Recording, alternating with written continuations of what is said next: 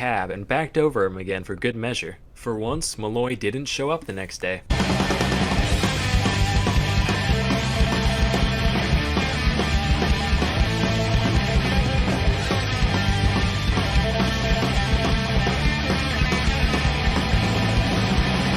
I can only imagine that this man is super so crazy exceptionally wild yeah. that his name alone is enough. I have never heard of this guy. No. It's the tale of no Michael clue. Malloy? Yeah, so is this just some biography of a crazy man? I don't know. I mean, usually Sam does videos about people who are just outlandish. Wild as mother. Yeah. So, about the only thing we can do at this point is let the man from Salmonella's Academy teach us. All right. And enrich our lives. We're going to learn. Let's do it. All right.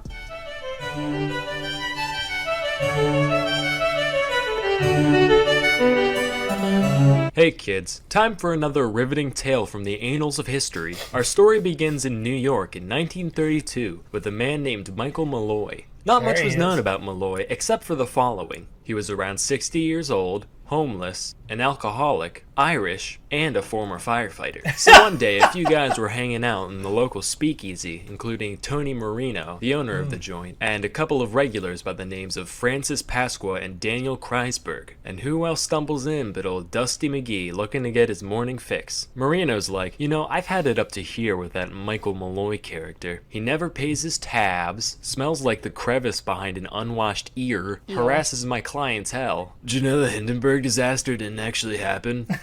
Yeah, it was an inside job by the government to make Big Zeppelin look bad. Personally, I'm glad. One less industry controlled by the fucking Krauts. The Hindenburg disaster doesn't happen for another 5 years, dumbass. Ah, bite me. And every day, he ends up like that. Oh. So Pasqua's like, yikes, seems like quite the dilemma on your hands. Yeah. Lucky for you, I've come up with the perfect solution. Let me hear it. I say we deploy a ploy to destroy that unemployed Malloy. Shut up. Anyway, go on. I'll take out a life insurance policy on him. Then we let him drink as much as he wants. Obviously, he's gonna kick it. I mean, look at him. No self-control. Oh my god. See that? He just drew from the stockpile while there's still moves to be made on the tableau. Oh, I like that joke. Then, once he's dead, we get all the money for ourselves. Win-win. The first part of the plan went through without a hitch. Are you Pasqua took kidding out me? not one, but 3 policies on Malloy's life, with Joseph Murphy, a bartender at Marino's, posing as Malloy's brother and being named as the sole beneficiary. In total, the group stood to gain $3,576, which is like 66 grand in today's money. With all that in place, they begin the second part of the plan. Hey, Malloy. Good to see you, man. Say, what happened to your arm? Yeah, the other day I got in a fight with a goose. Got bit pretty bad. Been leaking pus for about a week now. Ew. But hey, I got the breadcrumbs. Okay, well anyway, guess what? Your tab now has unlimited credit. Oh, cool. Well, what's that mean? It means you can drink as much as you want and we can't stop you. Bet. Naturally, he orders shot after shot and the gang happily complies. It gets to the point where Malloy's drinking way more than should be humanly possible. But instead of dropping dead or passing out, after a while he's just like, aight.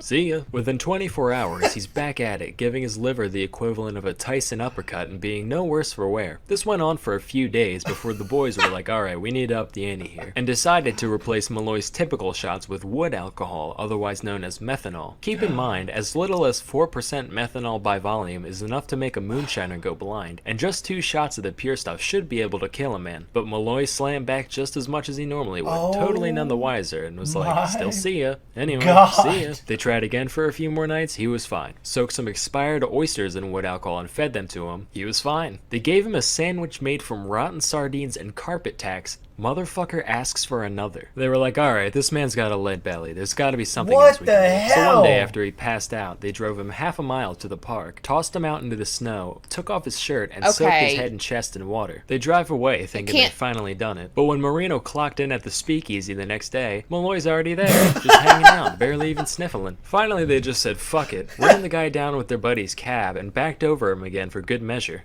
For once, Malloy didn't show up the next day. The gang was Oh cautiously my optimistic. God. After all, there are 60-year-olds who bite the dust just from one wrong step in the shower, let alone the force of a half-ton of steel going 50 miles an hour. They called all the local hospitals and morgues in Holy an attempt to find shit. where he ended up, but they couldn't get any useful information from anyone. Lo and behold, 5 days later, the guy limps his way on in once again, with a mighty thirst and little memory of the incident. The gang debated just icing some other random drunkard, because this one's the fucking juggernaut apparently, but they decided to try one more thing before calling it quits. After Malloy went through his usual blackout routine, they took him up to Murphy's room, stuck a gas line in his mouth, wrapped a towel around his face, and turned it on. Within an hour, Malloy finally stopped breathing. After countless attempts on his life, at long last, they were successful. However, as you might have realized, the final method of murder was a far cry from the simple elegance of the original plan, which is something they never really thought about until it was too late. Hey guys, what's poppin'?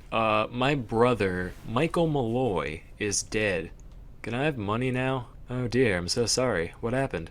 What? Why did the man die? Pneumonia? I see. And when can we see the body exactly?